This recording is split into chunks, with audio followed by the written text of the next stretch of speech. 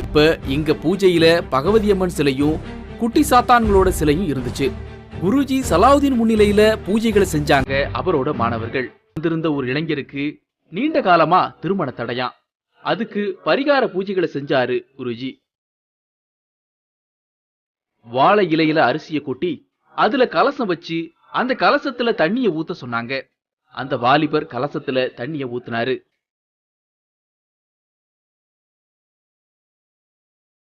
இதுக்கு இடையில ஒரு வாழைப்பூவுல தயாரா இருந்த திரிகளை சொருகினாரு குருஜி.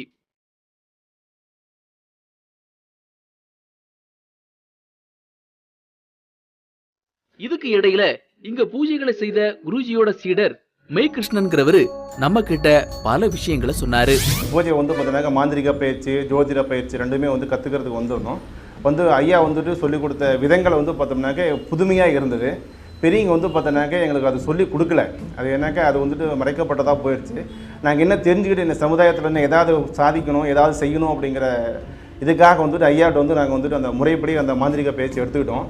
அந்த மாந்திரிக பயிற்சி எடுக்கின்ற பொழுது அந்த மந்திர உச்சாரணங்களை பார்த்தோன்னாக்க எந்த புக்லேயுமே குறிப்பிடப்படவில்லை. ஐயா தனிப்பட்ட முறையாக அது எங்களுக்கு கொடுத்துருக்காப்புல.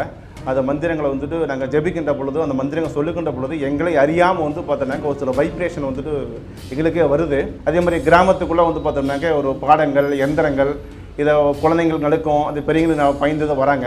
இப்போ அந்த மந்திரத்தை பார்த்தீங்கன்னா சித்தி பண்ணதுக்கப்புறம் அந்த மந்திரத்தை சொல்லி அந்த பாடங்கள் போடுகின்ற பொழுது, எந்திரங்கள் கட்டுக்கின்ற பொழுது அது அச்சரங்களே வித்தியாசமாக இருக்குது. ஐயா கொடுத்த எந்திரங்கள் வித்தியாசமாக இருக்குது. அதை ஒரே ஒரு முறையை நம்ம ஏற்றி கொடுத்துட்டோம்னாவே அவங்க முடிஞ்ச அளவுக்கு நல்லாவே இருக்குது அப்படிங்கிற ரிசல்ட் நாங்கள் கண் கூட பார்த்துட்ருக்குறோம்.